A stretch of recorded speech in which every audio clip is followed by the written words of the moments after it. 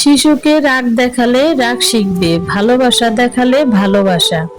এটা একটা লাইন না, এটা প্রতিটা শিশুর বেড়ে ওঠার সবচেয়ে বড় সত্য। আপনার বাচ্চা জেদ করে, খেয়াল করেছেন কখন জেদ বাড়ে?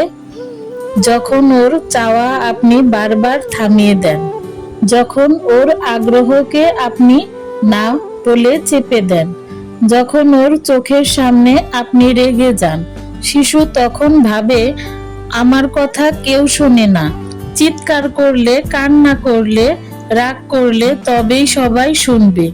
এভাবেই ধীরে ধীরে গড়ে ওঠে জেদি স্বভাব, রাগী মন, অস্থির আচরণ। কিন্তু আপনি চাইলেও এটা বদলাতে পারেন। শিশুর কথা নয়, আচরণ দেখে শিখে।